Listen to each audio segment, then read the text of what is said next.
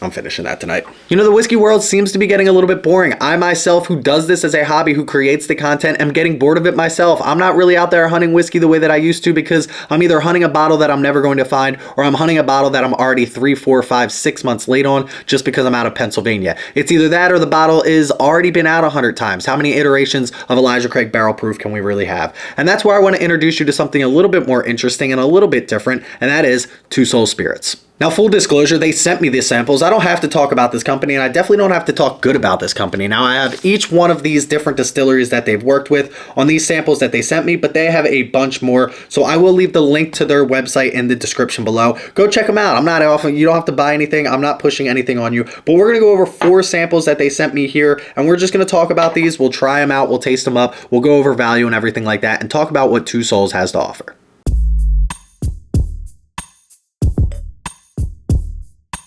So if you know anything about the whiskey world, there's basically like a barrel pick program. You can go to distilleries, whether you're an individual. Now, you can't sell them as an individual, but you can go and pick them as an individual or as a group. I just did a pick of Sagamore Spirits. I'm super excited about that. I'll let you know when that does come out. But Two Souls is basically doing their own barrel picking program on stuff that they find from craft distilleries and releasing it at barrel strength, which I absolutely love. Today, we have a South Carolina 5-year at 127 proof. That is a bourbon. We have a Wisconsin rye whiskey at 126 proof, and this is 6 years old. We have a South Dakota straight bourbon whiskey 124 proof at 6 years old, and we have a Florida light whiskey 123 proof at 3 years old. So the reason I like this concept is because I don't have access to all of these craft whiskeys, all of these craft distilleries. And it's been like one of these things where we've all tried basically all the Wild Turkey stuff. We've all tried the Heaven Hill stuff, the Buffalo Trace stuff. But it's starting to get to a point where bourbon blew up about, what, 5, 6, 7 years ago? Which means when that happened, these smaller craft distilleries took note. And they were like, listen,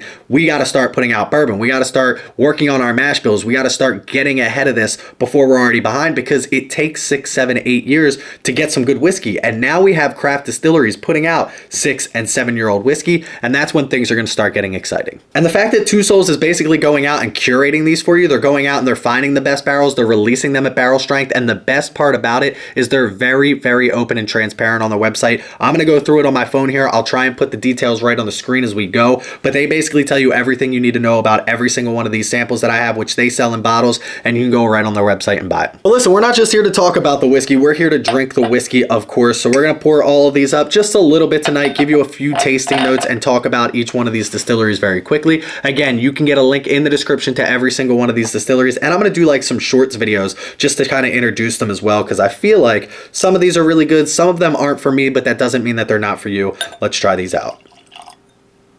We're going to go from right to left. We'll try these out. I'm really more interested in telling you about the transparency, talking about each one of these distilleries. You can try them yourselves, go out and buy them. I'll give you a couple tasting notes on them and my personal opinion, and then we can talk about value as well. But I'm really more trying to tell you about what Two Souls has to offer and about these different distilleries that they're working with. Traditional sip. Cheers, y'all.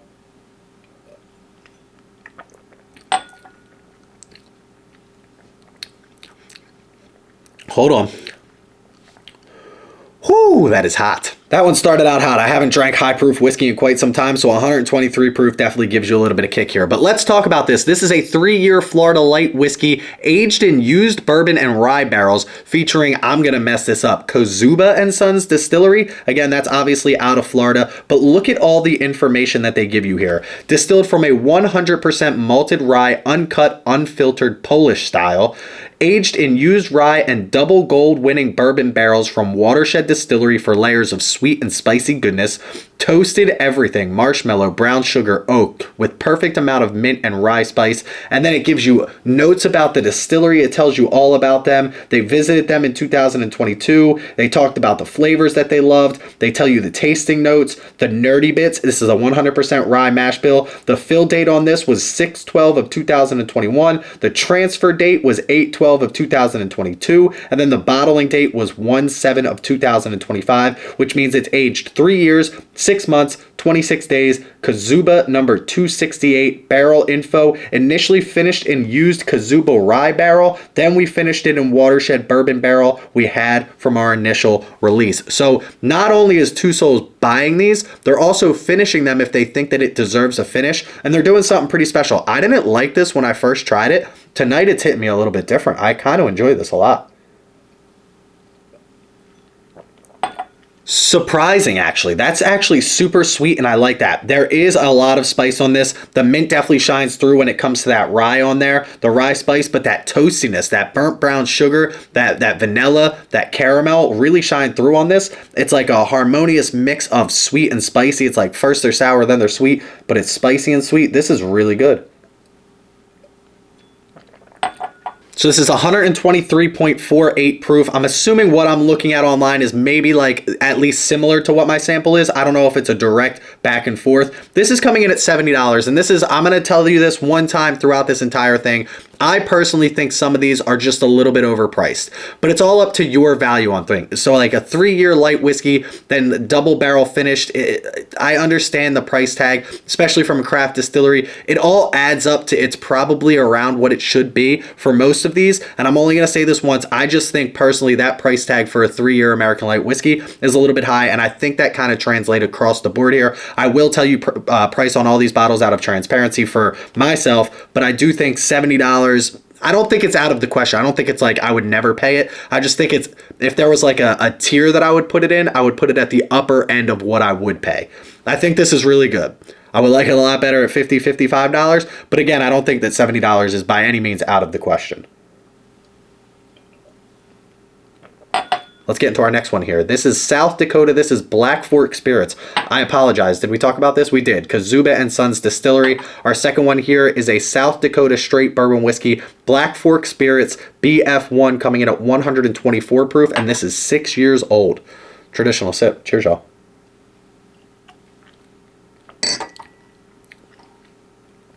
This is one of the different ones. So the thing about this one is super smoky. So if you like that smokiness when it comes to a whiskey, you're gonna like this one a lot more than I do. I don't like that smokiness. I forget even what type of whiskey gives you that smokiness. This one just isn't for me, but if you do enjoy that smokiness, this one's gonna be for you. Let's talk about the details. Distilled from 100% South Dakota grains, including applewood smoked heirloom corn. Maybe that's where that smokiness is coming from. Aged for 6 years, that's it, nothing else needed. This is a 4-grain bourbon, craft to the core. All the caramel apples and your inner child could want, plus a heaping smoked cinnamon and vanilla just to show off. Black Fork Distillery is located on Black Fork Farms, 6th generation family run. Again, all the notes about the distillery is amazing. Tasting notes on here, and then the nerdy bits. This is a mash bill of 75% corn, 25% wheat, 5% German rye, 13% malted barley. Fill date, 2018. Bottle date, 2024. Age, 6 years, 4 months, 16 days. Entry proof, 117 proof. McGinn's medium char barrel info, 205 bottles. This bottle is coming in at $89.99. So this is a $90 bottle for a 6-year-old, 124 proof. This one, again, not for me personally. I thought this was the one that I liked. One of these two must have been it. But this one's just a little bit too smoky for me. I feel like that smoke kind of takes over the glass, but people enjoy that. I know a lot of people that like a smoky whiskey. It's got to be that smoked corn.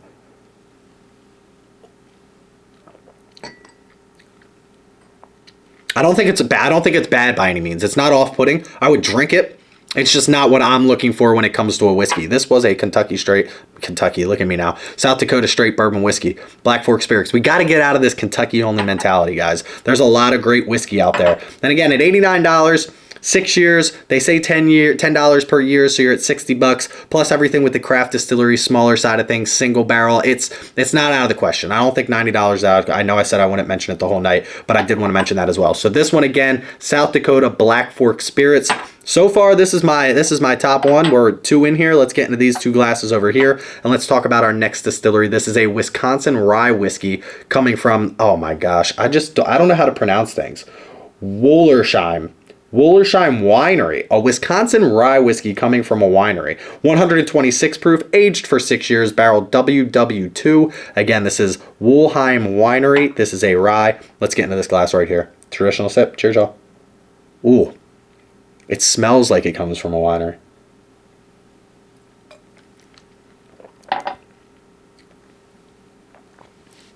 That one's different as well. Let's go over the details real quick on this. This is Wolmheim Rime Whiskey plus Vanilla Toasted Barrel plus Maple Bourbon Barrel. Now, again, I'm assuming that this is what is also on their website, but don't quote me on that. I don't feel like I get a lot of maple influence on this, so I don't know if I have just a different sample from a different barrel that they have, but it does say, like, the bottle and everything does say the WW2, so maybe. I don't get a lot of maple influence. I'll have to go back and double check that. But listen to what they have on their website right now, which I assume is what we have here. This is a Maple Bourbon Barrel and a Vanilla Toasted Barrel. Interesting. With the rye coming from, where is this again? Wisconsin? Oh, Wisconsin rye.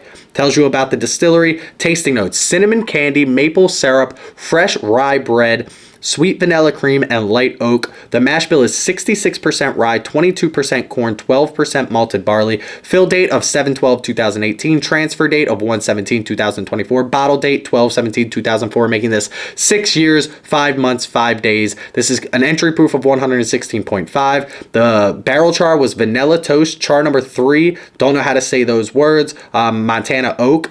63.11, coming in at 126.22 proof, so that's probably this bottle. 170 bottles, and this is coming in at another $90 bottle of whiskey. This has a maple influence on it. Hold on one sec. I get a lot of rye, a little overwhelming on the rye. I feel like it's like a harsh rye, I call it sharp. It feels like it's very sharp on the rye, like you're just straight into that rye.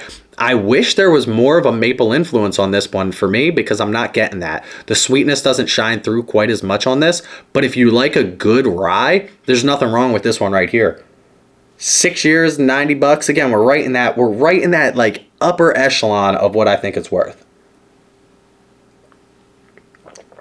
Good, not great. This American Light Whiskey is still winning, which is crazy to me, because I didn't think that's how it was going to land. But I got 1, 2, 3 so far, just because, again, the smokiness isn't for me. And this is a little, I mean, I love myself a rye, but this one just seems a little bit, something a little funky going on. It's crafty. That's kind of what I like. I could tell if you would have put 3 straight Kentucky bourbon whiskeys and one of these in here, I could tell you which one the craft whiskey is. It just has that distinct craft influence on it. But let's talk about our last bottle right here, which is a South Carolina straight bourbon whiskey, coming in at 127 proof. This is aged for 5 years, and this is coming from High Wire Distilling. Let's get into this. Everybody knows traditional sip. Cheers, y'all.